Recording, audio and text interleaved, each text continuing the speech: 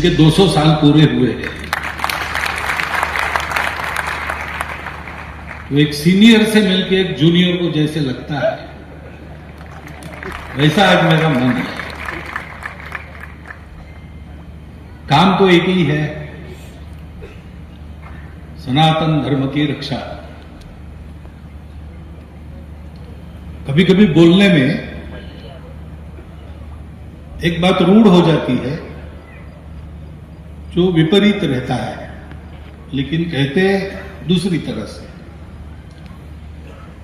जैसे हम कहते हैं कि रोज पूरब में सूरज उगता है, पश्चिम में डूबता है, यही हम सब लोग कहते हैं। दिखता भी वैसे ही है, लेकिन वास्तविकता क्या है? सूरज उगता डूबता नहीं है। हम लोग सूरज की तरफ हो जाते हैं तब हमको लगता है सूरज उग रहा है, और हम लोग सूरज की तरफ पीठ करते तब हमको लगता है सूर्य अस्त हो गया। इससे धर्म जो है, धर्म तो चिरंतन है, शाश्वत है, और उन्हें हमने आपने बनाया न किसी ने बनाया।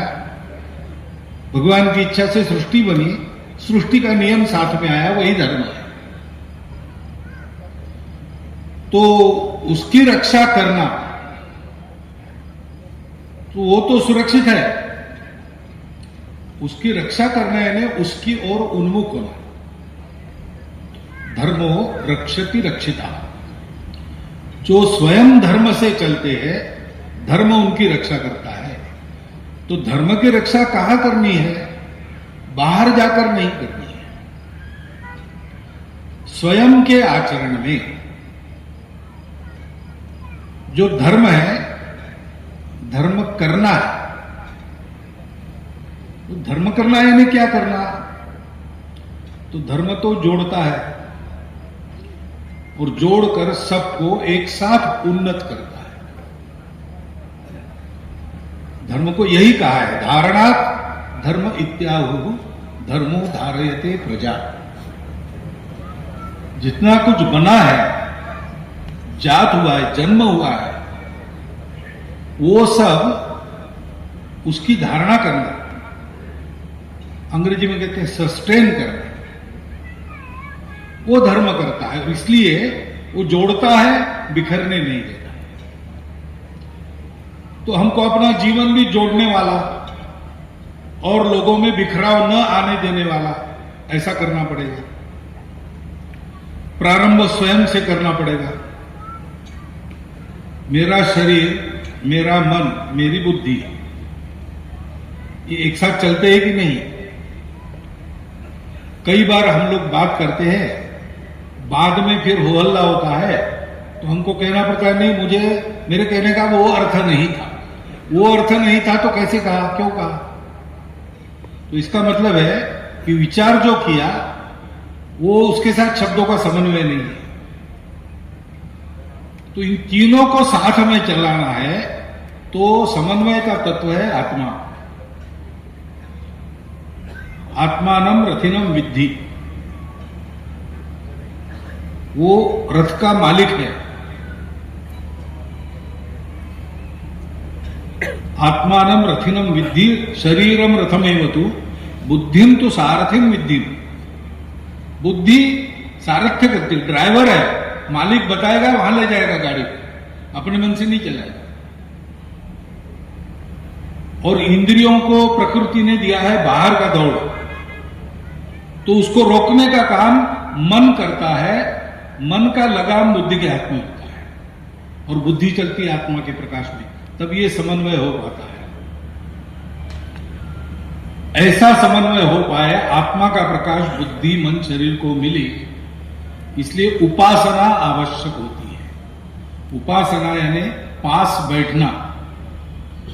जब हम उपासना करते हैं, साधना करते हैं, पूजा करते हैं, तो जो पूजा के आराध्य है उनके पास बैठना होता है, यानी जैसे वो है वैसे होने का प्रयास करना पड़ता है। तो आत्मा के प्रकाश को बुद्धि पाती है, मन के लगाम बुद्धि के हाथ में रहते हैं, और इंद्रियों को मन अपना रोकता है अनिष्ट कार्य करने से। ये जो शरीर मन बुद्धि की तपस्या है, वो उपासना है। संघ में नित्य उपासना शाखा है। यहां पर अपने यहां एक विशिष्ट पूजा है, विशिष्टाद्वैत पर आधारित सनातन वैदिक परंपरा की पूजा। अपने देश की परंपरा में सर्वत्र कुछ न कुछ रोज का आचरण दिया है। तो हमारे यहां शिक्षा पत्री है, उसके भी 200 वर्ष पूरे हो गए। उसमें क्या है? आचरण की बातें दी है। सर्वसामान्य आचरण कैसे करना और अपनी विशिष्ट स्थिति में आचरण कैसे करना, क्योंकि महत्व उसका है, बोलने का नहीं है। बोलने वालों का काम नहीं होता है, करने वाला कर जाता है। 3 मित्र जंगल में फंस गए, रास्ता भूल गए, खोजने लगे, थक गए खोज खोज के। सामने एक गांव दिखा, वहां गए, कहा कि भूखे हैं, कुछ खाएंगे, बाद में रास्ता ढूंढेंगे। तो गांव वालों ने उनको थोड़ा सा दूध, थोड़ा गुड़, थोड़ी आटा दे दिया। सुखड़ी बनाई उन्होंने। सुखड़ी पूरी बनी नहीं तीनों के लिए, थोड़ी बनी, एक ही खा सकता है। अब अच्छे मित्र थे तो बांट के लेते, लेकिन ऐसे ही परिचित मित्र थे, कंपेनियंस थे। तो सोचा कि एक की भूख पूरी होनी चाहिए, इसलिए कौन खाएगा इसको? जो ठीक सपना देखेगा।